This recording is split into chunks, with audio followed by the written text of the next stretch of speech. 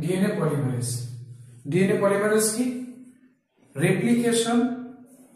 Replication প্রসেসের প্রধান উৎসেচক। এই যে ডিএনএ থেকে ডিএনএ তৈরি হবে, এই প্রক্রিয়াকে বলা হবে রেপ্লিকেশন। এই রেপ্লিকেশনের প্রধান উৎসেচক হচ্ছে ডিএনএ পলিমারেজ। ঠিক আছে, ডিএনএ পলিমারেজ সম্পর্কে কিছু তথ্য আমরা পড়ব on the base of NCERT।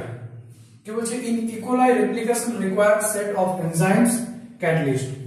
তো E. coli এর মধ্যে যখন রেপ্লিকেশন হয় তখন কিছু এনজাইমের দরকার হয়। সেট অফ এনজাইমস কথা বলা হয়েছে। ঠিক আছে, set of enzyme, not a single enzyme, একটা সিঙ্গেল এনজাইম না।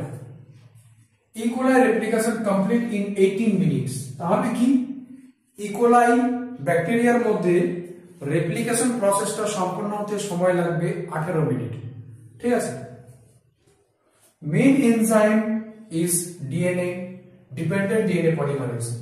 এই যে রেপ্লিকেশন প্রসেস রয়েছে, রেপ্লিকেশন প্রক্রিয়ায় প্রধান উৎসেচকটার নাম হচ্ছে DNA dependent DNA polymerase. DNA dependent DNA polymerase, DNA polymerase. DNA polymerase 3 types. DNA polymerase উৎসেচক 3 প্রকারের হয়ে থাকে। DNA polymerase 1, DNA polymerase 2, DNA polymerase 3। Here DNA polymerase 3 is a main enzyme। এখানে প্রধান যে উৎসেচক হচ্ছে তার নাম হচ্ছে DNA polymerase 3। DNA polymerase 3 help in replication। রেপ্লিকেশনে সাহায্য করবে DNA polymerase 3। DNA polymerase 1 also help in replication। DNA polymerase 1 সেটাও রেপ্লিকেশনে সাহায্য করবে। DNA polymerase 2 take part for repairing of DNA. DNA কে রিপেয়ার করতে অংশ নেবে ডিএনএ পলিমারেজ 2। রিপেয়ার কি জিনিস? এই যে একটা ডিএনএ রয়েছে, এখান থেকে নতুন দুটো ডিএনএ তৈরি হলো।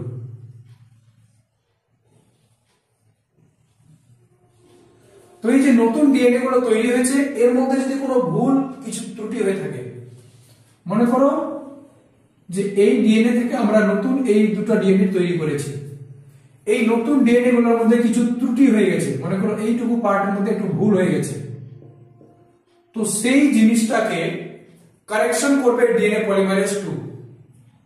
তো কি বলা হচ্ছে? DNA polymerase 2 take part for repairing of DNA, no role in replication. You should remember there is no role in replication of DNA polymerase 2। অর্থাৎ DNA polymerase 2 এর রেপ্লিকেশনে কোনো ভূমিকা নেই, শুধুমাত্র এটা ডিএনএ রিপেয়ারিং অংশ নেবে। ডিএনএ পলিমারেজ সম্পর্কে কিছু কথা কি বলছে? It uses DNA template to catalyze the polymerization of deoxyribonucleotides। DNA polymerase কি করবে? DNA polymerase catalyzed the polymerization। মানে কি? মনে করো এটা একটা একতন্ত্রী ডিএনএ, এখানে রয়েছে অ্যাডেনিন, থাইমিন, গুয়ানিন, সাইটোসিন। এটা হচ্ছে template DNA. It uses DNA template। তো ডিএনএ পলিমারেজ এই টেমপ্লেট ডিএনএ কে ব্যবহার করে ক্যাটালাইজ করবে দা পলিমারাইজেশন অফ ডিঅক্সিরাইবোনিউক্লিওটাইডস। এখানে ডিঅক্সিরাইবোনিউক্লিওটাইডস যেমন ডিএটিপি, ডিঅক্সি অ্যাডিনোসিন ট্রাইফসফেট নিয়ে এসে এর সঙ্গে যুক্ত করে দিবে। ঠিক আছে, একটা মনোমার যুক্ত করলো, সরি এডিনিনের সামনে আসবে থাইমিনের সামনে ডিএনএ যুক্ত করবে অ্যাডেনিনকে, গুয়ানিনের সামনে সাইটোসিনের সামনে গুয়ানিন। পলিমারাইজেশন মানে একটার পর একটা মনোমার যুক্ত করছে। তো এই পলিমারাইজেশন করছে আমাদের ডিএনএ পলিমারেজ উৎসেচক। মেইনলি কে? DNA polymerase 3। ডিএনএ পলিমারেজ 1 এতে সাহায্য করবে। তো এটা হয়ে গেল ডিঅক্সিরাইবোনিউক্লিওটাইডস গুলোকে ব্যবহার করা হবে। তাহলে ডিএনএ রেপ্লিকেশনের সময় কোন নিউক্লিওটাইডস গুলোকে ব্যবহার করা হবে? ডিঅক্সিরাইবোনিউক্লিওটাইডস। যখন ট্রান্সক্রিপশন করা হবে তখন রাইবোনিউক্লিওটাইডস কে ব্যবহার করা হবে। highly efficient can catalyze large number of nucleotides in very short time, খুবই অল্প সময়, just short time, no, not at all, in very short time, শুধু কি অল্প সময়ের মধ্যে সে পলিমারাইজেশন করবে অনেকগুলো লার্জ নাম্বার অফ নিউক্লিওটাইডস, কি বলছে লার্জ নাম্বার অফ নিউক্লিওটাইডস, না, অল্প সময়ের মধ্যে বেশি সংখ্যক যুক্ত করবে না। কি বললাম, অল্প সময়ের মধ্যে বেশি নিউক্লিওটাইড যুক্ত করবে না, ভেরি শর্ট টাইম, খুবই অল্প সময় যুক্ত করবে, অল্প সময় বললে হবে না, খুবই অল্প সময়, very short time, small number of nucleotides, no, large number of nucleotides, অনেকগুলো নিউক্লিওটাইড যুক্ত করবে খুবই অল্প সময়ের মধ্যে। এটা হচ্ছে এফিশিয়েন্সি, হাইলি এফিশিয়েন্ট, খুবই ভালো কাজ করতে পারে, highly efficient. In E. coli polymerization approximately 2000 base pair per second. E. coli এ যখন ডিএনএ রেপ্লিকেশন হবে প্রতি সেকেন্ডে 2000 বেস পেয়ার পলিমারাইজেশন হবে, মানে এরকম একটা দুটো না, 2000 বেস পেয়ার প্রতি সেকেন্ডে তৈরি করা হবে। Number 3, polymerization not only fast but are also degree of accuracy is high. কি বলতে চেয়েছে, বলছে যে পলিমারাইজেশন যে শুধু দ্রুত হবে তা নয়, not only fast, very high degree of accuracy। এই যে পলিমারাইজেশন করা হবে, এই যে নতুন করে নিউক্লিওটাইড গুলোকে যুক্ত করা হচ্ছে, শুধু অল্প সময়ে প্রচুর পরিমাণে নিউক্লিওটাইড যুক্ত করা হবে এটা নয়, প্রচুর সঠিক ভাবে সেগুলোকে যুক্ত করা হবে, হাই অ্যাকুরেসি, প্রচন্ড ক্ষুদ্র মানে নিখুঁত ভাবে এটাকে একুরেটলি মানে সঠিকভাবে এগুলোকে যুক্ত করা হবে, high degree of accuracy. any mistake in replication can lead to mutation। যদি ডিএনএ রেপ্লিকেশনে কোনো ভুল বা ত্রুটি হয় তাহলে কি হবে, তাহলে মিউটেশন হয়ে যাবে, মিউটেশন হবে, কারণ ডিএনএ এর মধ্যে কোনো পরিবর্তন হওয়া কি বলছি, মিউটেশন। তো any mistake in replication can lead to variation or you can say mutation। For completion of the process with accuracy many additional enzymes are required। তো এই রেপ্লিকেশন প্রসেস করতে শুধুমাত্র যে ডিএনএ পলিমারেজ এনজাইম দরকার হবে সেটা না, many additional enzyme, some not about some, কিছুর কথা বলেনি, অনেক কথা বলেছে, many, এখানে আমি যদি some বসিয়ে দিই তাহলে পুরো সেন্টেন্সটা ভুল হয়ে যাবে, many enzymes বলেছে, অনেকগুলো এনজাইম। যদি আমি বলি with the process with accuracy some additional enzymes required, কিছু additional enzyme required হয়েছে, না কিছু না, many, অনেকগুলো enzymes required হয়েছে।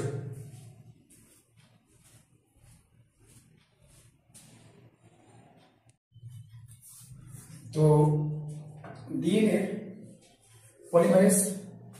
পলিমারেজ সম্পর্কে আমরা পড়েছিলাম।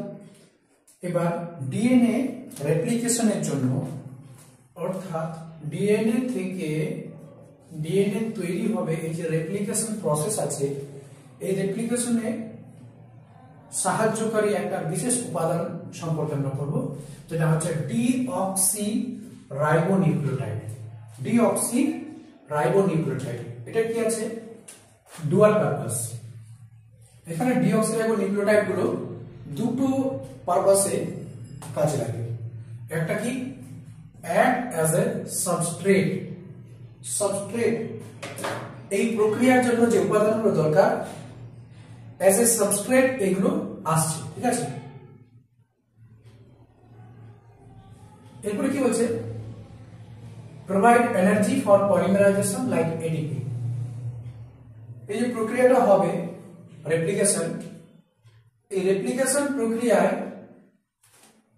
নতুন ডিএনএ তৈরি হওয়ার জন্য যে পলিমারাইজেশন করতে হবে, পলিমারাইজেশন মানে এর আগে বলেছিলাম অ্যাডেনিনের সঙ্গে, এটা আছে অ্যাডেনিন, থাইমিন, গুয়ানিন, সাইটোসিন।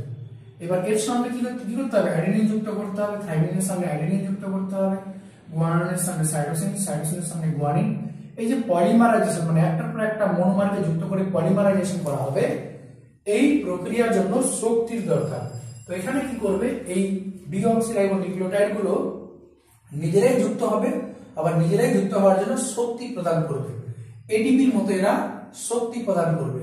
যেগুলো ডিঅক্সিরাইবোনিউক্লিওটাইড হচ্ছে, নাম হচ্ছে dATP, deoxy adenosine triphosphate, dGTP, deoxy guanosine triphosphate, dCTP, deoxy cytidine triphosphate, dTTP, deoxy thymidine triphosphate. আচ্ছা, এবার এখানে কিন্তু ডিইউটিপি হবে না। কেন? তোমরা এটা জানো যে ডিএনএ তে ইউরাসিন থাকে না, ডিএনএ তে থাকে থাইমিন। তো ডিইউটিপি কখনো ডিঅক্সিরাইবোনিউক্লিওটাইড হবে না। Two terminal phosphate in deoxyribonucleotide triphosphates are high energy phosphate। এই যে ডিঅক্সিরাইবোনিউক্লিওটাইড এর যে দুটো টার্মিনাল ফসফেট রয়েছে, এখানে রয়েছে আমাদের এনার্জি, ঠিক আছে। এই টার্মিনাল ফসফেট গুলোতে রয়েছে আমাদের এনার্জি, এই বন্ডগুলোর মধ্যে রয়েছে এনার্জি, ঠিক আছে। এই ট্রাইফসফেটটা হাই এনার্জি মলিকিউল, ঠিক আছে। Replication energetically very expensive process, মানে রেপ্লিকেশন চলাকালীন এখানে প্রচুর পরিমাণে শক্তির প্রয়োজন হয়। এনার্জেটিক্যালি ভেরি এক্সপেন্সিভ প্রসেস, ঠিক আছে। এরপরে বলছে কি, আকার in S phase of cell cycle, কোষ চক্রের এস দশায় সম্পন্ন হবে ইন ইউক্যারিওটস। তাহলে এই যে রেপ্লিকেশন প্রক্রিয়াটা কখন ঘটে, আরইপি রেপ্লিকেশন কখন ঘটে, আকার ইন এস ফেজ, এস দশায় ঘটবে, সেল সাইকেল অফ ইউক্যারিওটস এর এস দশায়। কিন্তু যদি প্রোক্যারিওট বলে তাহলে প্রায়র টু ফিশন, ফিশন মানে বিভাজন হওয়ার আগে ঘটবে replication. Long double stranded DNA, two strands can't separated in its entire length due to high requirement of energy, less space in nucleus। এই যে পুরো ডাবল স্ট্র্যান্ডেড ডিএনএ টা আছে, একবারে কেন খুলবে না? why did not it open at once? একবারে কেন খুলছে না? কারণ কি, পুরো ডিএনএ টা যদি আমি রেপ্লিকেশন করতে চাই, আমাকে প্রচুর পরিমাণে এনার্জি দরকার। কি বলছে? High requirement of energy. পুরো ডিএনএ টা একবারে যদি রেপ্লিকেশন করতে হয় তাহলে প্রচুর এনার্জি দরকার। আর কি বলছে? লেস স্পেস ইন নিউক্লিয়াস, নিউক্লিয়াসে অতটা জায়গাও নেই। পুরো ডিএনএ টা যদি একবার খুলে দেওয়া হয় কিনা, পুরো ডিএনএ টা থেকে অ্যারাউন্ড 2 মিটার, 2 মিটারের কাছাকাছি। তো আর নিউক্লিয়াস তো সামান্য মাইক্রোমিটারের মধ্যে হিসাব করা হচ্ছে, তাই না? তো নিউক্লিয়াসের মধ্যে অতটা জায়গা নেই যে পুরো ডিএনএ টাকে খুলে দেওয়া যাবে। DNA polymerase on their own can't initiate process of replication। DNA polymerase replication processটা স্টার্ট করতে পারবে না। কি বলছে? DNA polymerase on their own, DNA polymerase নিজেই রেপ্লিকেশন স্টার্ট করতে পারবে না, ঠিক আছে। can't initiate, শুরু করতে পারবে না process of replication। রেপ্লিকেশন তো করবে DNA polymerase উৎসেচকই, কিন্তু নিজের থেকে কি শুরু করতে পারবে না। আগে অন্য কেউ ওকে রেডি করে দিবে যে রেপ্লিকেশন শুরু করো, তারপরে ডিএনএ পলিমারেজ দিয়ে ওই কাজটা শুরু করবে রেপ্লিকেশন। কি বলছে? Replication and cell divide highly coordinated. এই যে রেপ্লিকেশন প্রসেস রয়েছে আর কোষ বিভাজন সেল ডিভিশন রয়েছে, হাইলি কোঅর্ডিনেটেড মানে খুবই সুসজ্জিত ভাবে হবে। এটা হাইলি কোঅর্ডিনেটেড, প্রচন্ড সজ্জিত ভাবে, মানে নিয়ন্ত্রিত হবে। Cell division failure after replication, divide and after replication result into polyploidy. যদি রেপ্লিকেশন হওয়ার পর কোষ বিভাজন ঠিকমতো ভাবে না হয় তাহলে পলিপ্লয়েডির মতো ঘটনা ঘটবে, ক্রোমোজোমাল অ্যানোমালি, ঠিক আছে। মনে করো কি, কোষের মধ্যে ছিল 24টা ক্রোমোজোম, ঠিক আছে। এবার রেপ্লিকেশন হয়ে গেছে, তো 24টা ক্রোমোজোমের জায়গায় কি হবে, এখন আরো নতুন 24টা ক্রোমোজোমের কন্টেন্ট তৈরি হয়ে গেছে। তো এটাই হচ্ছে ক্রোমোজোমাল অ্যানোমালি পলিপ্লয়েডি। ঠিক আছে, একটা সেট ছিল, মনে করো হ্যাপ্লয়েড সেট ছিল, এবার রেপ্লিকেশন হয়ে গেছে, তো ডিপ্লয়েড হয়ে গেছে। ঠিক আছে, এবার মনে করো যে 46টা ক্রোমোজোম যেরকম মানুষের থাকে, দুটা সেট ডিপ্লয়েড সেট, কিন্তু রেপ্লিকেশন হয়ে গেছে, এখন 46টা ক্রোমোজোমের জায়গায় 92 ক্রোমোজোমের কন্টেন্ট আছে। তো এখন কি আছে, এখন আছে 4n টেট্রাপ্লয়েড। তো এটাকে বলা আছে পলিপ্লয়েড। ওর প্লয়েডের সংখ্যাগুলো বেড়ে যাবে। ঠিক আছে, ক্রোমোজোমের সংখ্যাগুলো বেড়ে যাচ্ছে, কারণ সেলটা ডিভাইড হয়নি। যদি ডিভাইড হতো তাহলে কি হতো, এই 46টা ক্রোমোজোম নিয়ে একটা কোষ তৈরি হয়ে যেত, আর এই 46টা ক্রোমোজোম নিয়ে একটা কোষ তৈরি হয়ে যেত। কিন্তু এখন কি হচ্ছে, বিভাজন না হওয়ার কারণে, বিভাজন ব্যর্থতার কারণে দুটা সেট ক্রোমোজোম, টোটাল 4টা সেট ক্রোমোজোম একটা কোষই আছে। তো এটা কি বলবো, পলিপ্লয়েড। ঠিক আছে, রেপ্লিকেশন ডিভাইড ইনটু 3 ফেজেস। এই যে রেপ্লিকেশন প্রসেস রয়েছে, এটাকে 3টা প্রক্রিয়ার মাধ্যমে, মানে 3টা দশায় ভাগ করা হয়। প্রথমে বলছি ইনিশিয়েশন, ঠিক আছে, প্রারম্ভিক দশা, ইলংগেশন দীর্ঘীকরণ দশা, টার্মিনেশন সমাপ্তি দশা। তাহলে রেপ্লিকেশন প্রসেসের মূলত 3টা দশা, ইনিশিয়েশন, রেপ্লিকেশন আর হচ্ছে টার্মিনেশন।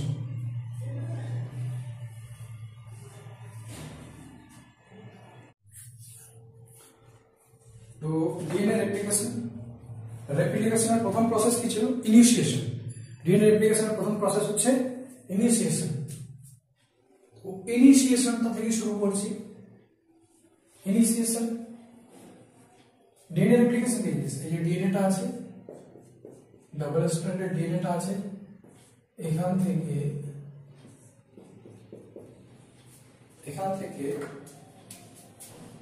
নতুন দুটা ডিএনএ তৈরি হবে। এই ডিএনএ আছে, ডিএনএ থেকে নতুন দুটো ডিএনএ তৈরি হবে, এটা হচ্ছে রেপ্লিকেশন। এই রেপ্লিকেশনের প্রথমে কি হচ্ছে, ইনিশিয়েশন, শুরু হবে কিভাবে,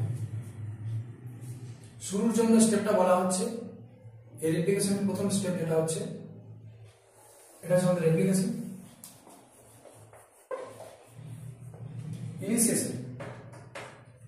ইনিশিয়েশন প্রসেসে কি বলছে, আনওয়াইন্ডিং মানে খুলে যাওয়া, unwinding of the strands at the time of starting of initiation phase. Initiation phase প্রারম্ভিক দশা যখন শুরু হলো, তখনই ডিএনএটা কি হবে, আনওয়াইন্ড হবে, খুলে যাবে। The double stranded DNA separate and unwind, একে অপরের থেকে আলাদা হবে এবং সেটা খুলে যাবে, এটাই বলছে। This unwinding and DNA separation done by DNA unwinding protein. তো এই যে ডাবল স্ট্র্যান্ডেড ডিএনএ আছে, একে আনওয়াইন্ড করছে, খুলছে, ডিএনএটা তো পিছিয়ে আছে কিনা, ওটাকে আনওয়াইন্ড করছে, খুলছে, আলাদা করছে দুটোকে, কে করছে, নাম হচ্ছে done by DNA unwinding protein. কে, DNA unwinding protein, also known as a helicase. এটাকে কি বলা হয়, হেলিকেজও বলা হয়। এই যে দেখো, এখানে রয়েছে আমাদের ডাবল স্ট্র্যান্ডেড ডিএনএ, ঠিক আছে, এই যে মাঝখানে হাইড্রোজেন বন্ধন দিয়ে দুটো, একটা তন্ত্র আর একটা তন্ত্র, দুটো তন্ত্র যুক্ত আছে ডিএনএ। এবার হেলিকেজ উৎসেচক আসলো, হেলিকেজ উৎসেচক এসে কি করবে, এই মাঝখানের বন্ডগুলোকে ভেঙে দিবে, এই বন্ডগুলোকে হেলিকেজ এসে এটাকে ভেঙে দিবে। কে, হেলিকেজ।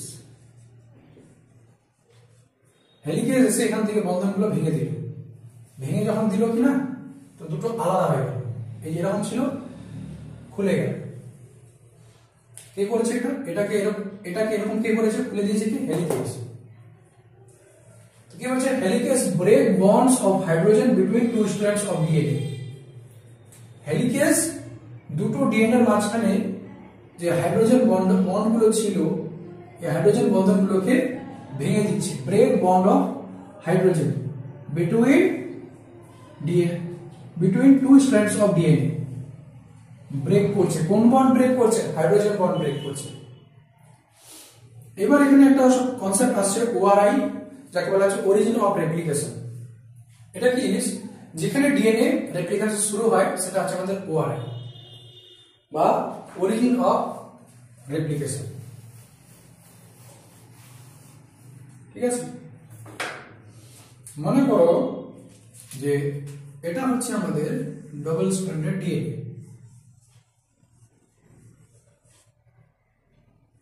ডবল স্ট্র্যান্ডেড ডিএনএ, ঠিক আছে। তো এইটুকু জায়গায় এখান থেকে শুরু হবে রেপ্লিকেশন হবে, স্টার্ট, এখানে শুরু হচ্ছে রেপ্লিকেশন। তো এটা কি বলা হবে? ORI. DNA replication start from a particular point, একটা নির্দিষ্ট জায়গাতে শুরু হবে, সব জায়গায় না। Point where more A and T bases are present, যেখানে ডিএনএ রেপ্লিকেশন শুরু হবে, মনে করো এই জায়গাটা শুরু হচ্ছে, তো এখানে এ আর টি, এ আর টি, এ আর টি, অ্যাডেনিন আর থাইমিনের বেশি করে থাকবে জোড়াগুলো। কেন? কারণ অ্যাডেনিন আর থাইমিনের মাঝখানে দুটো হাইড্রোজেন বন্ধন থাকে, তো দুটো হাইড্রোজেন বন্ধনকে ভেঙে দেওয়া সহজ হবে। আর গুয়ানিন সাইটোসিনের মাঝখানে তিনটা হাইড্রোজেন বন্ধন থাকে, তিনটা হাইড্রোজেন বন্ধনকে ভাঙা একটু টাফ হবে। এই জন্য ওআরআই সাইটে কি হয়, যেখানে রেপ্লিকেশন শুরু হয় সেখানে অ্যাডেনিন আর থাইমিনের বেসগুলো বেশি করে থাকে, পার্টিকুলার পয়েন্ট, নির্দিষ্ট জায়গায় শুরু হবে। That location known as a origin of replication, যেখানে ডিএনএ রেপ্লিকেশন শুরু হবে সেই পয়েন্টটাকে বলা হবে অরিজিন অফ রেপ্লিকেশন বা ওআরআই। ঠিক আছে, replication does not start randomly at any particular point, sorry, at any place in DNA. তাহলে রেপ্লিকেশন যে কোনো জায়গায়, মনে করো এখানে এখানে এখানে, যে কোনো জায়গায় র্যান্ডমলি স্টার্ট হবে না, নির্দিষ্ট জায়গায় স্টার্ট হবে। randomly at any in DNA, DNA যে কোনো জায়গায় রেপ্লিকেশন স্টার্ট হবে না। ORI of E. coli contain 145 base pair known as a ORIC. E. coli এর মধ্যে যে রেপ্লিকেশন হবে সেই রেপ্লিকেশন সাইটে যে ORI, তার স্পেশাল নাম হচ্ছে ORIC। ORIC এর মধ্যে বেস পেয়ার থাকবে 145টা base pair ORI। Requirement of ORI, আচ্ছা এটার সঙ্গে একটু আলাদা কনসেপ্ট আছে, এটা সিআরটি এর ওখানেই আছে, এই জন্য বলে দেওয়া হচ্ছে। যেখানে রেপ্লিকেশন করাটা আছে ওখানে এই জিনিসটা লেখা আছে। Requirement of ORI that a piece of DNA if needed to be propagated during recombinant DNA recombinant DNA procedure require a vector। এই লাইনটার মানে এটাই যে ORI এর প্রয়োজন আরো রয়েছে যখন আমরা রিকম্বিনেন্ট ডিএনএ বানাবো। রিকম্বিনেন্ট ডিএনএ কি জিনিস? রিকম্বিনেন্ট ডিএনএ কি জিনিস?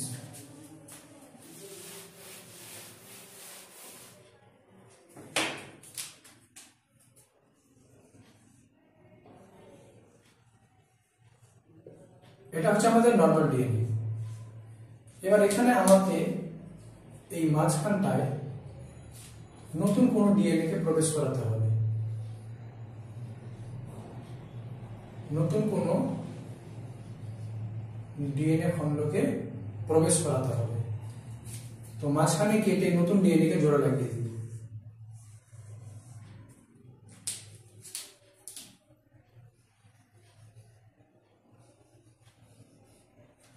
হলো?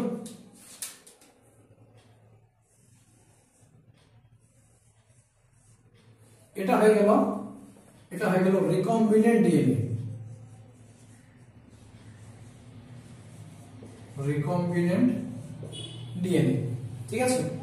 তো এই রিকম্বিনেন্ট ডিএনএ করার জন্য কি দরকার আছে? ORI এর দরকার আছে আর ভেক্টরের দরকার আছে। এটাই হচ্ছে ভেক্টর ডিএনএ, ঠিক আছে। ভেক্টর ডিএনএ পার্টটাকে আমি এভাবে দিচ্ছি।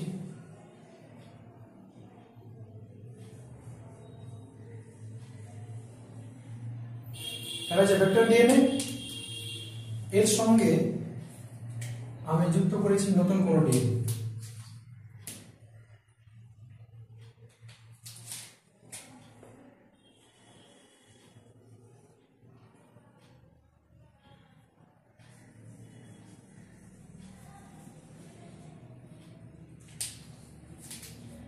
মনে করো এইটুকু পার্টে আমি কোনো নতুন ডিএনএ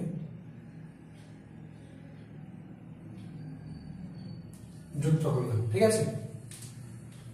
তো কি রয়েছে, রিকোয়ারমেন্ট অফ ওআরআই, ওআরআই প্রয়োজন রয়েছে কখন, that a piece of DNA, যখন একটা ডিএনএ টুকরোকে if needed to be propagated কারোর সঙ্গে যুক্ত করতে হবে তখনও ওআরআই প্রয়োজন রয়েছে। যখন একটা ডিএনএ খন্ড, এই যে একটা ডিএনএ খন্ড, ঠিক আছে, এটা যখন এখানে যুক্ত করতে হচ্ছে তখনও ওআরআই দরকার আছে, ওআরআই যুক্ত করতে হবে। ডিউরিং রিকম্বিনেন্ট ডিএনএ প্রসিডিউর, যখন রিকম্বিনেন্ট ডিএনএ বানাবো, এটা হচ্ছে রিকম্বিনেন্ট ডিএনএ, যখন আমরা রিকম্বিনেন্ট ডিএনএ বানাবো তখন আমাদের ওআরআই দরকার আছে, ঠিক আছে। রিকোয়ার আ ভেক্টর, দা ভেক্টর প্রোভাইড দা ওআরআই, একটা ভেক্টরের দরকার আছে। এই যে আমি রিকম্বিনেন্ট ডিএনএটা বানাবো, আমার একটা ভেক্টরের দরকার আছে, একটা ভেক্টরের দরকার আছে, আর কি রয়েছে, ভেক্টরের দরকার রয়েছে, আর এখানে ভেক্টরের মধ্যে এখানে কি রয়েছে, এই জায়গাটায় ওআরআই দরকার রয়েছে, ঠিক আছে। এই ভেক্টরটা কি করবে, এই ভেক্টরটা এখানে আমাদেরকে ওআরআই দিল, আর ওই ওআরআই জায়গায় আমরা নতুন ডিএনএ কে, একটা ডিএনএ খন্ডকে প্রবেশ করিয়ে দিলাম, তৈরি হয়ে গেল আমাদের রিকম্বিনেন্ট ডিএনএ। আবার বলছি, রিকম্বিনেন্ট ডিএনএ তৈরি করার জন্য আমাদের দরকার হচ্ছে ভেক্টর ডিএনএ আর ওআরআই, ঠিক আছে। আমি তৈরি করব রিকম্বিনেন্ট ডিএনএ, তো আমি ভেক্টর ডিএনএ এটা পেয়ে গেছি, আর ভেক্টর ডিএনএ এর মধ্যে ওআরআই পেয়ে গেছি। এবার এখানে এসে আমি নতুন যেটা আমার খন্ড ডিএনএ যুক্ত করতে হবে সেটাকে এখানে যুক্ত করে দিলাম, ঠিক আছে। এই যে নতুন রিকম্বিনেন্ট ডিএনএ তৈরি করতে, নতুন রিকম্বিনেন্ট ডিএনএ তৈরি করে দিলাম।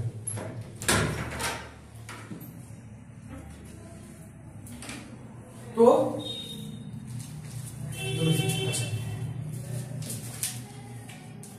ওআরআই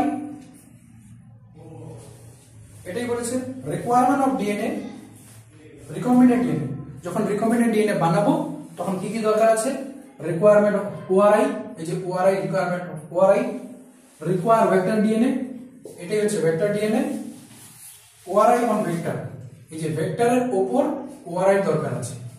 ব্যাস এইভাবেই এই তিনটা জিনিসকে মিলিত করে আমরা রিকম্বিনেন্ট ডিএনএ কে বানাবো। কিন্তু মেইন প্রসেস আমাদের রেপ্লিকেশনটা মাথায় রাখতে হবে, যেটা হলো আনওয়াইন্ডিং অফ ডিএনএ।